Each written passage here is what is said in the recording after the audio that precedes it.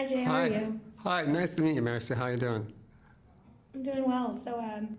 You throughout your film career and now into this show, you kind of have this style that I don't want to call it campy, but it is kind of campy in the way that you direct comedy. That Hmm. I know my generation, that is a lot of the movies we watched as kids were like your comedies, and so when you're applying that to something like High Desert on a television show, how do you kind of navigate bringing that level of comedy and camp into something that is meant for like a longer viewing period?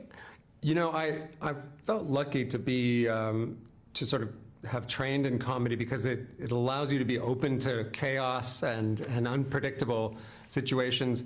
And I came into the show seeing it as a much more grounded show because the characters are going through tragedy of drug addiction. There's real souls at stake, if you will. But I knew that it also had to be light, and that we would cast actors who would find comedy and the absurdity and the irony. And so for me, it's always out of character. You can earn a tone through what the character needs to go through. And sometimes, like in Patricia Arquette's character's situation, part of the comedy comes from the world according to that character, the sort of sometimes delusional optimism, for example, that Patricia's character has in the story.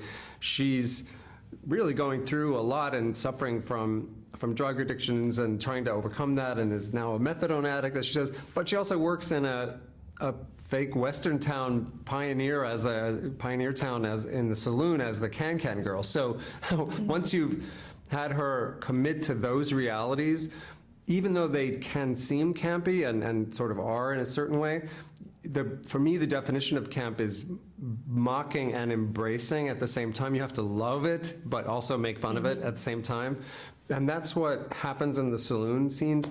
But then, tonally, there's a range down to when, she's in real jeopardy with the Gotchi brothers, the sort of some of the antagonists, and she really does get caught up in a murder mystery. So it's all character. That's the headline answer to that. If the character can earn that range of tone. Yeah, and you mentioned a bunch of kind of different genres that all play into the show. Is that fun for you as a creative to kind of get to play in those when you are telling the story?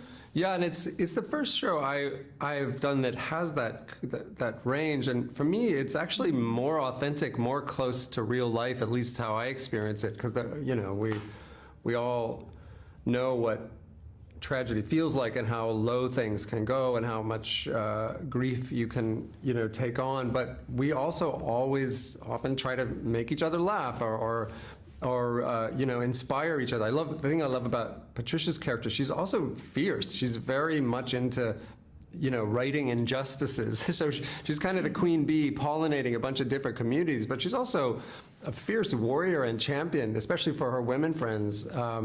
So I feel like that's the range we all experience, and to have it all kind of stretch out that far in one show was exciting for me.